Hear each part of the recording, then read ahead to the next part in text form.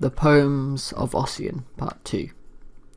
So first let's go over Part 1 and with a short synopsis of what happened of the poems. And so it starts off with just an introduction, really.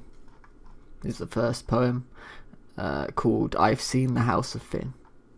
And then the second poem called Long Are the Clouds This Night Above Me is really just a lament for the past and a lament about how old he is and that he can't go adventuring anymore.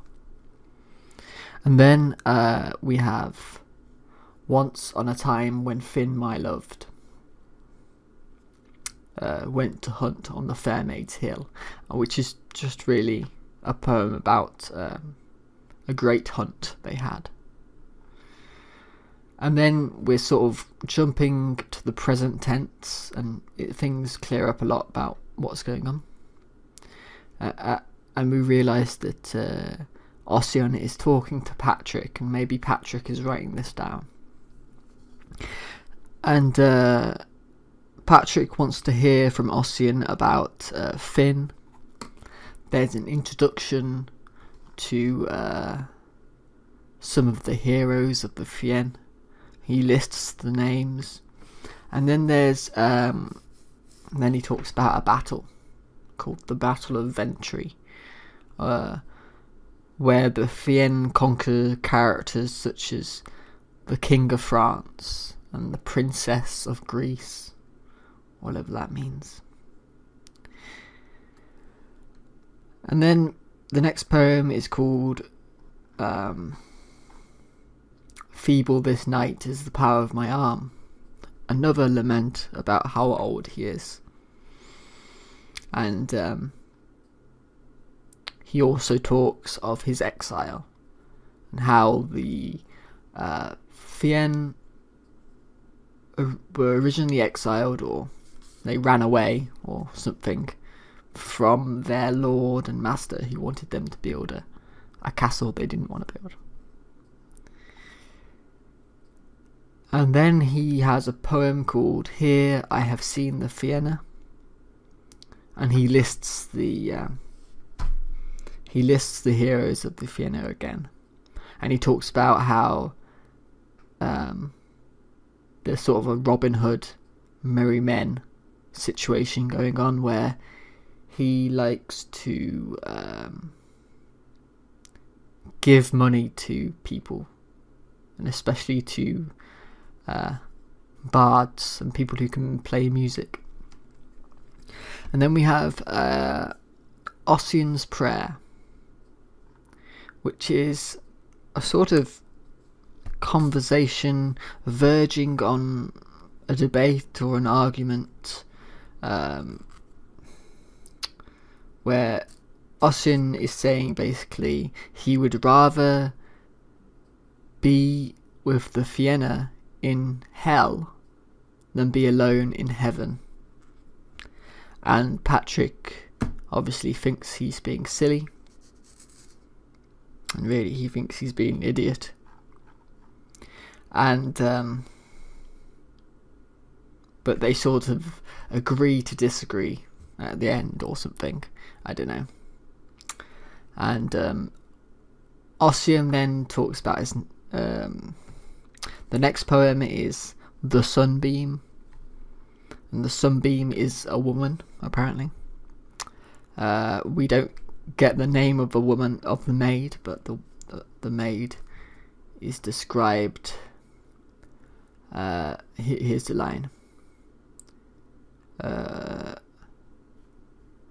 Then when it had touched the land, the maid did from her seat arise, fairer than a sunbeam's sheen, of the finest mould and gentlest mien. And in this poem, they meet a maid who is the daughter of the king under the waves, and she is being pursued by the son of the king of Sorha, Jer the Fierce, they battle, and many of the Fianna are killed. Alright, so that's where we are. And here's the next poem. The author of this is Ossian, the son of Finn. 'Twas yesterday week I last saw Finn. Ne'er did I see a braver man. Tasia's daughter's son, a powerful king, my fortune, my light, my mind's whole might, both poet and chief, braver than kings, firm chief of the Fianna, lord of all the lands, Leviathan at sea, as great on land, hawk of the air, foremost always, generous, just, despised a lie.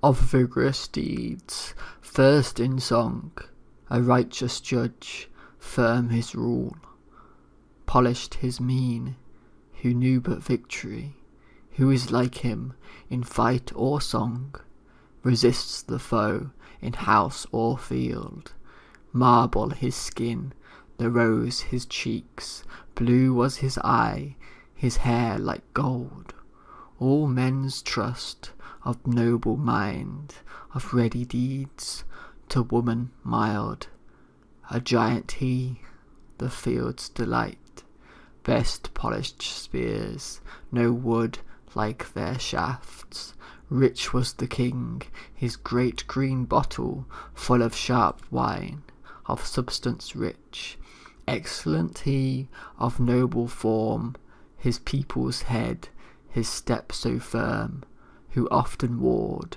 in beauteous Banva. 300 battles he bravely fought, with miser's mind, from none withheld. Anything false his lips ne'er spoke, he never grudged, no never, Finn. The sun ne'er saw king who him excelled, the monsters in lakes, the serpent by land, in errand of saints, the hero slew. Ne'er could I tell, though always I lived, ne'er could I tell the third of his praise, but sad am I now, after Finn of the Fien, away with the chief, my joy is all fled, no friends mong the great, no courtesy, no gold, no queen, no princes and chiefs, sad am I now, our head taken away, I'm a shaking tree, my leaves all gone, an empty nut, a reinless horse, sad, sad am I, a feeble kern, Ossian, I, the son of Finn, strengthless indeed, when Finn did live, all things were mine, 7 sides had the house of Cumhow's son, 70 shields on every side, 50 robes of wool around the king, 50 warriors filled the robes, 10 bright cups for drink in his hall, 10 blue flagons, 10 horns of gold, a noble house was that of Finn, no grudge nor lust, babbling nor sham, no man despised among the Fien, the first himself, all else like him. Fien was our chief, easy his praise, noblest of kings, Finn ne'er refused to any man, however unknown, ne'er from his house sent those who came, good man was Finn, good man was he, no gifts e'er given, like his so free, 'twas yesterday week. So, concerning this poem, firstly, we learn a few things. Finn is the son of Tage's daughter. His mother is the daughter of someone named Tage. Also, it's confirmed. I had my suspicions, but because I read Wikipedia, he is the son of Cumhal, right? Which is interesting because Cumhal is the bad guy from the poem before. As in, the guy that he refused to do the work for. So, his father, he was either exiled by his father, or he ran away from his father. Or no, that's not true. That's not true. Because in the poem, it talks about how Ossian was the one. So Ossian is alive at this point, right? So, if Ossian, God, I don't know what I'm thinking about this, but whatever. If Ossian is like 20, right, then Finn is, let's say, he's got to be like 40, isn't he? When he leaves. Unless he's a teenager, which sometimes happens. Ossian is a teenager, but whatever, that doesn't matter. I don't even know why I'm thinking about that.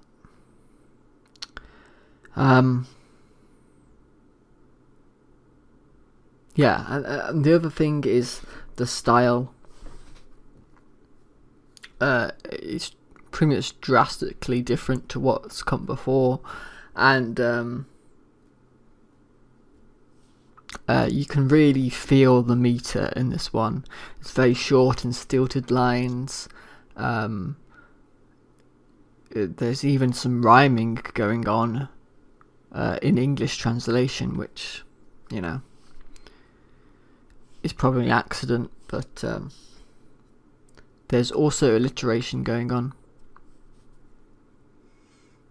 I'd have to look at it for longer than 5 minutes to actually work it out, though.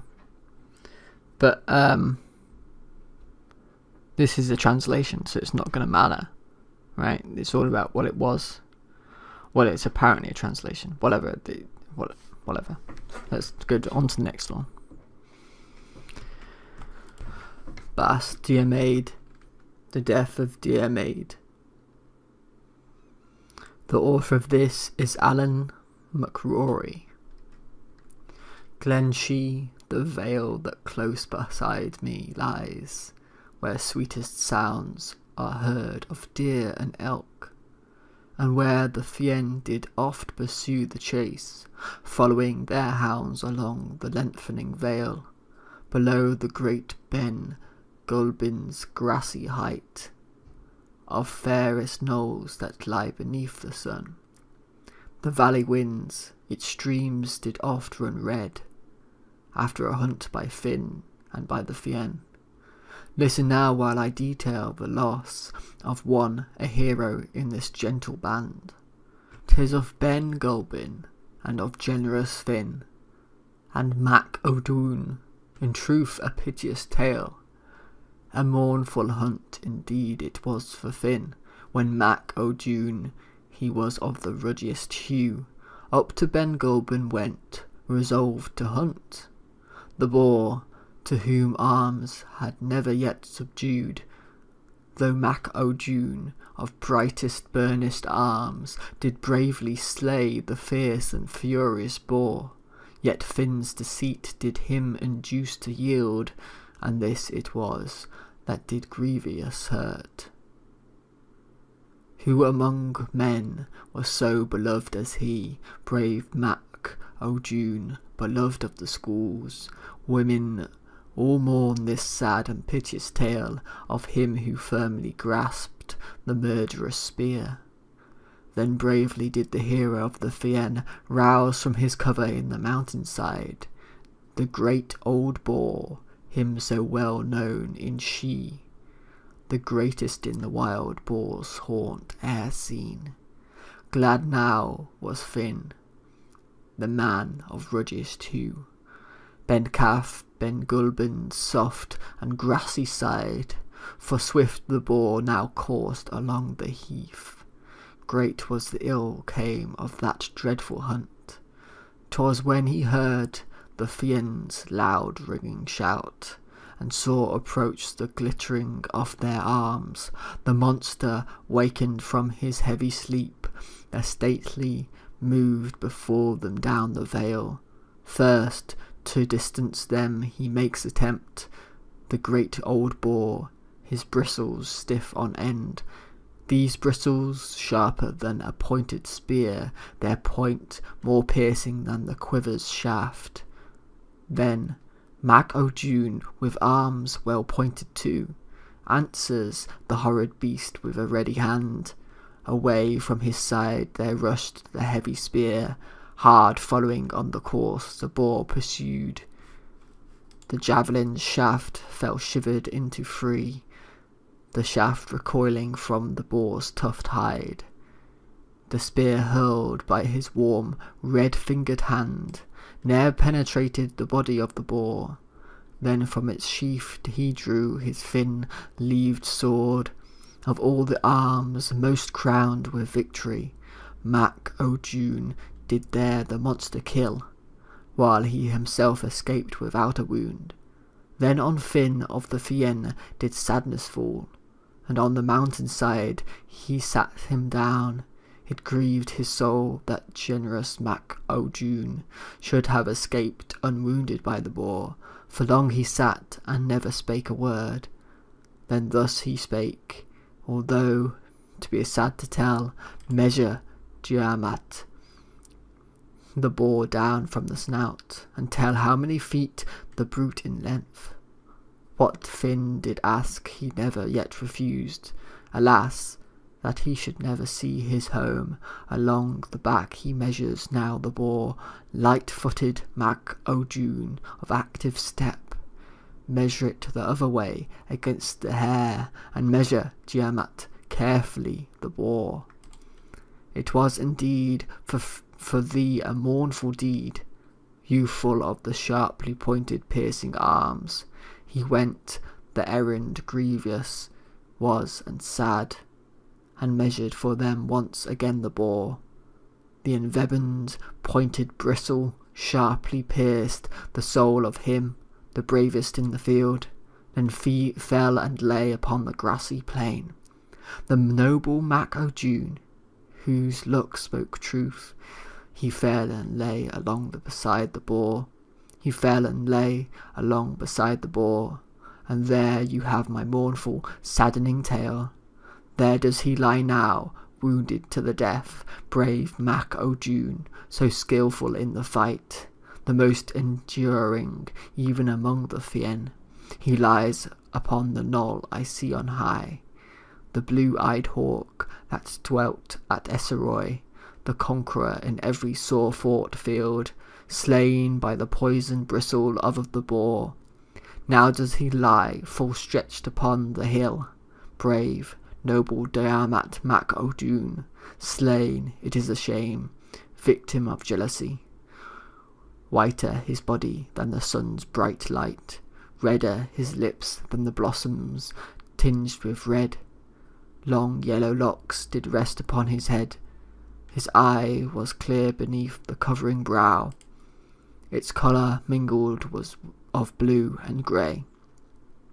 Waving and graceful were his locks behind, his speech was elegant and sweetly soft, his hands the whitest, fingers tipped with red. Elegance and power were in his form, his fair soft skin covering a faultless shape. No woman saw him but he won her love. Mac O'Doone, crowned with his countless victories, ne'er shall he rise with his eye in courtship more, or warrior's wrath give colour to his cheek. The following of the chase, the prancing steed, will never move him, nor the search for spoil. He who could bear him well in every fight, has now us sadly left in that wild vale. Glenshee, the vale that close beside me lies. So, immediately you can tell it's a different person that's writing it actually.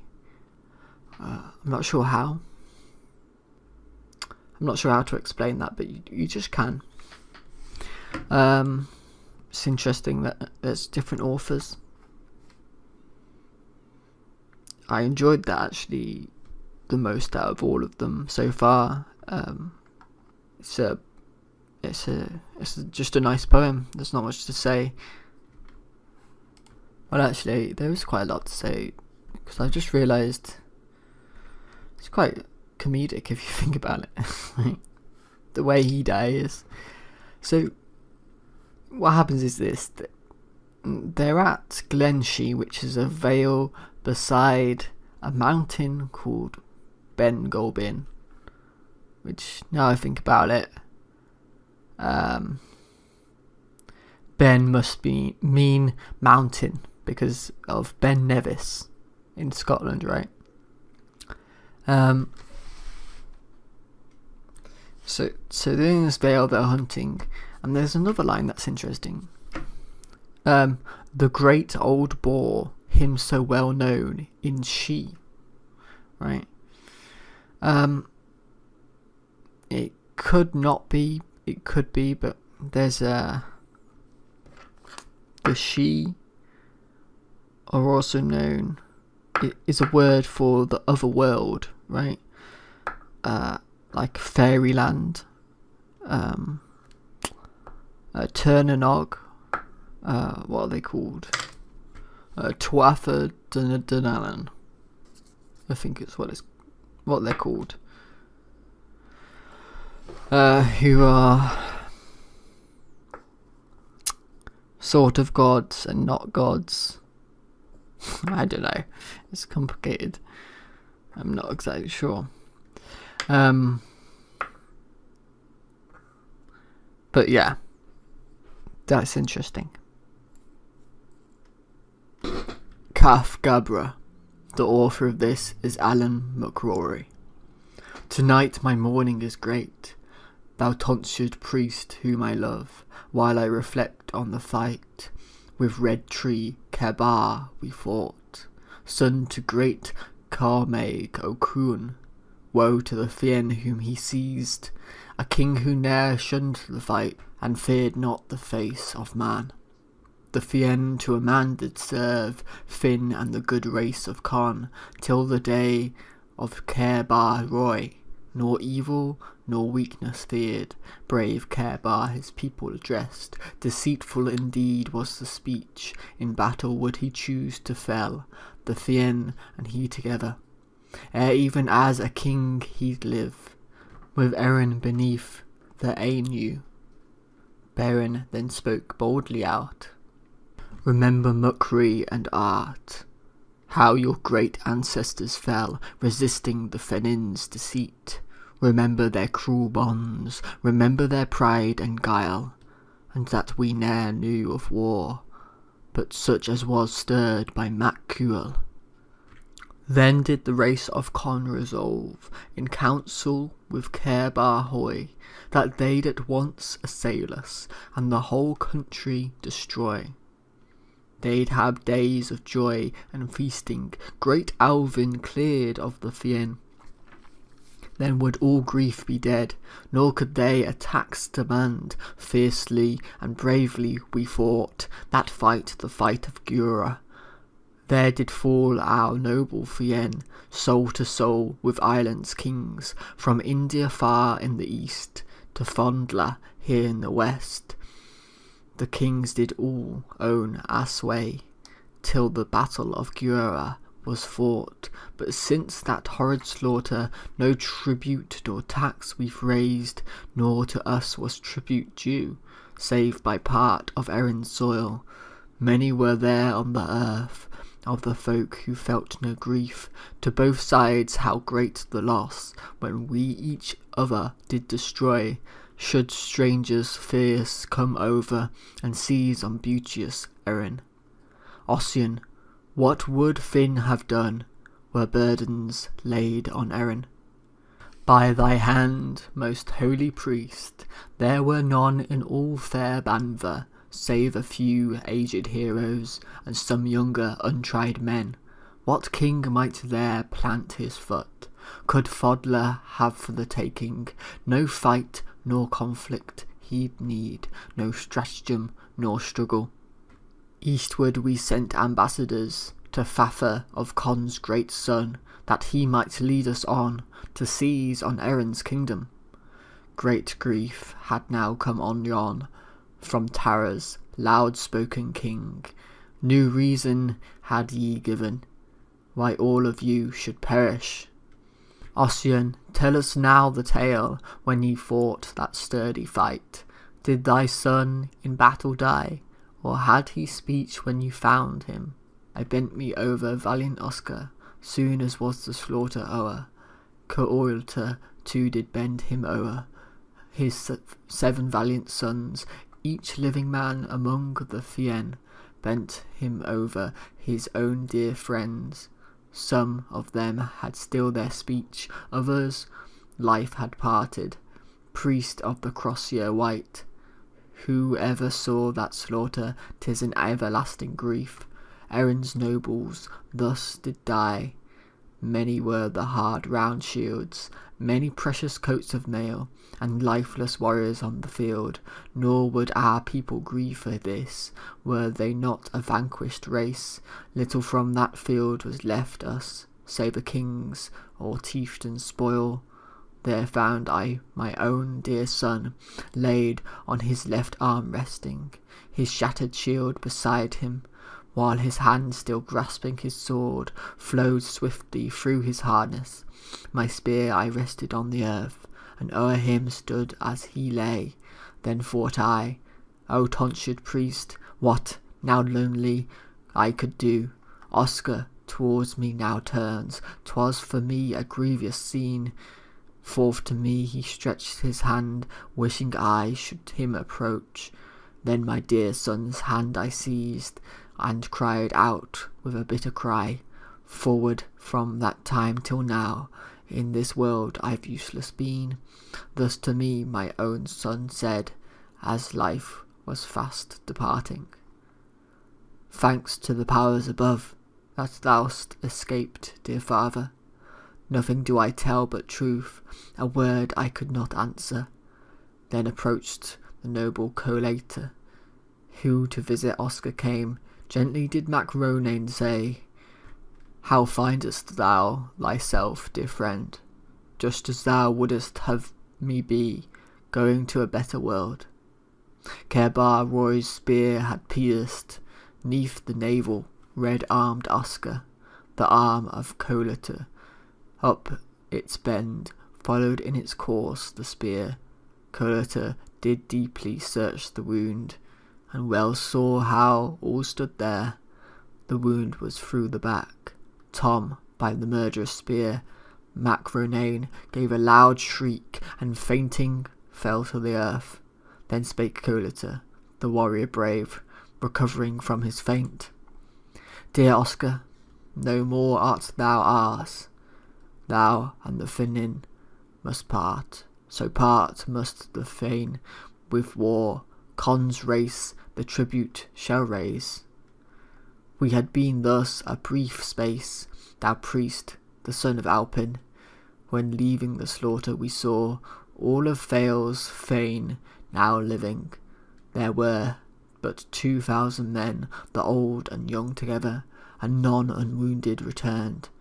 Even of these 100 score, 9 wounds them grievously pierced. There were few of them with less. Then raised we the noble Oscar aloft on the shafts of our spears. To a fair green knoll we bore him, and we his dress might remove. Of his body 1 hand's breadth was not whole down from his hair, till you reached the sole of his foot, save his face, and that alone. The entrails, the liver, the spleen, each draining the body till day. The sons of the Fane did then to a fair knoll them betake. His own son did no man mourn, nor did he mourn his brother. As they saw how lay my son, all did mourn for Oscar. Thus was it with us a while, watching the fair-skinned hero. When we saw approach at noon, Finn Mac come hail, Mac train for. From the fierce slaughter escaped, a third of the Fien still lived. When they laid the sons of Brossonia Upon their spears the fight began o'er. With gashed limbs the men were halt, the chiefs a dreadful sight. We saw the standard of Finn raised on the shaft of a spear, which from the slaughter they bore. Gladly to meet it we went, all of us saluted Finn, but no salute was returned, as he climbed the warrior's hill, where deadly armed Oscar lay. When by Oscar Finn was seen, as o'er him sadly he bent, he turned to him his face, his grandfather saluting. Then did my Oscar thus speak to him who was first of us all. In death I have my desire, noble Finn of the pointed arms. Sad it is, my brave Oscar, thou good son of my own son. After thee I'm but feeble, and after Erin's brave fane. The heavy curse of art Aenir is on us to our great grief. From the east it me pursued, following me along the field. Farewell to battle and fame, farewell to the victor's spoils, farewell to the many joys which in this body I've had. When Oscar had heard Finn's wail, convulsive pangs did him seize.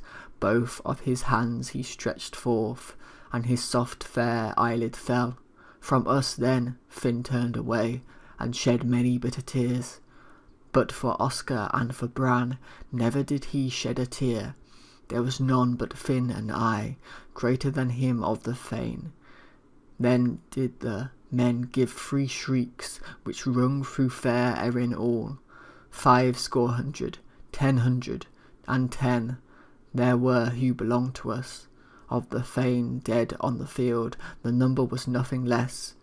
No lie it is that double, with Erin's king great tale, perished on the other side of Erin's well-armed men.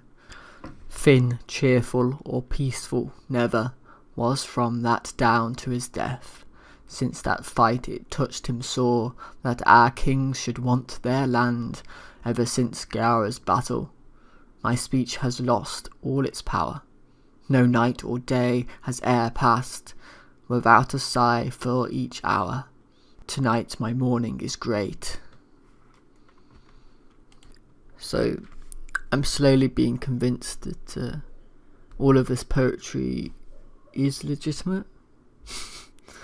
I think I was very confused about the whole Muck Pearson thing. It doesn't matter. Anyway, let's go over this. Very beautiful poem. I'm just gonna... Here's the synopsis of what I think happened. So we've jumped to the end of the story, right? There's lots of this. It always jumps around. He tells random stories, which, well, it is what it is. Also, there's a lot of sad stories. It's mostly sad stories. Yeah. So there's a fight against Cairbar, son to great Cair Mag Okun. And Cairbar rouses the people with deceitful words against the Fien. And there's a bit here about tax. And also there's several words for island being used. So island is being Erin is a word for island, and then there's another word that's being used for island. Oh, Fodler, which is a goddess apparently. So there's a bit about tax and how they want Erin to be free. So they want Ireland to be free. Which of course back then, there were no taxes or anything. It was a very tribal society where everything was paid with oaths and slaves and that sort of thing, and you didn't really have currency. They say that ancient Ireland, or Middle Ages Ireland, or whatever, was one of the few places where true anarchy prevailed, right? It was all about strength, and it ended up into this tribal and feudal society for a long time. And they didn't really get past that.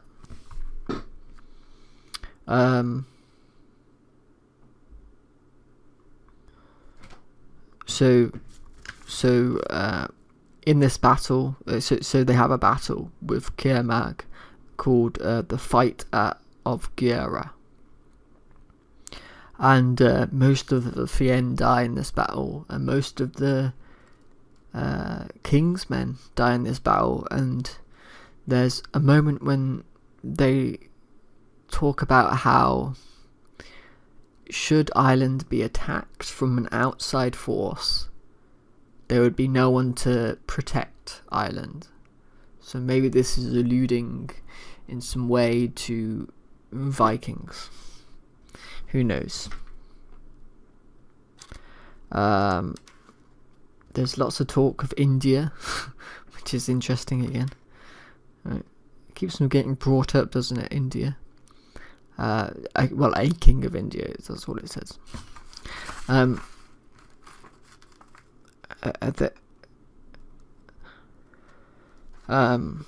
then it talks about how Oscar died, which is Ossian's son.